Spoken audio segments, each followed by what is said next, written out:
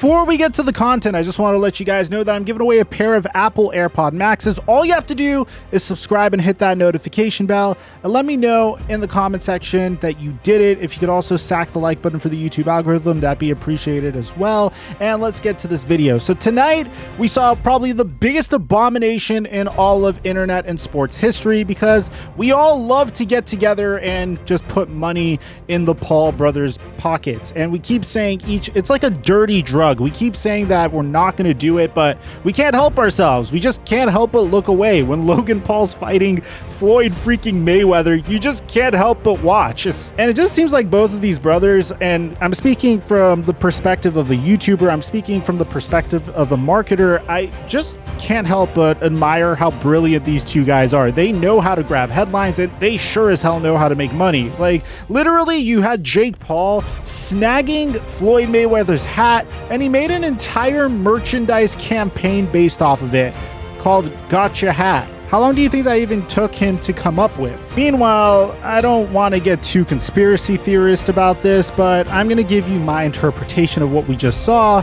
And of course, I'm going to be responding to your comments. I want to hear what you guys have to say about this. If you ask me, the way I think this all went down is Logan Paul went to Floyd Mayweather, proposed a boxing match between the two, and if the worst case scenario was to happen, well, it's an exhibition match. There's technically no winner, which is why Jake Paul tweeted out the moment the fight ended, 50-1, holy fuck, my brother just beat Floyd Mayweather, because the winner is essentially decided by the fans. It's left up to interpretation because it's an exhibition match. So with that being said, a troll like Jake Paul could come out and say, hurt the dirt, well, Floyd Mayweather lost to my brother. Meanwhile, you have Logan Paul going up to Floyd Mayweather and saying, hey, I have all this reach, I have all this clout, you're known to be the greatest boxer of all time, at least the greatest boxer of our generation. You love making money. All we have to do is stand in a ring with each other, go 8 rounds, maybe throw a couple punches at each other, and I promise you people will buy it. And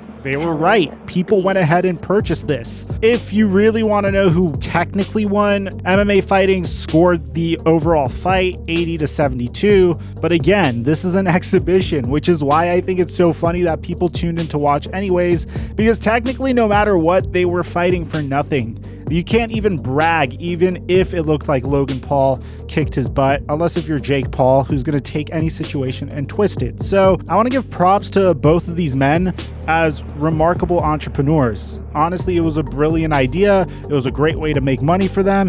It was mildly entertaining for us as viewers, but ultimately, when you go on Twitter, for the most part, the reception I'm getting from fans is we got scammed. But here's the thing, you knew this was going to happen. You saw what happened during Jake Paul versus Ben Askren. It's one of those things, you know you're not going to necessarily get a remarkable fight, but at the very least, you were mildly entertained. But this is my take on the situation, guys. Let me know in the comment section down below what you guys thought about Floyd Mayweather versus Logan Paul. Who do you think won? Because I'm actually, the only person that I think chose Logan Paul as the winner was Jake, but that's part of his brand. Aside from that, I'm your boy Mike, and I'm dropping our mic until our next upload.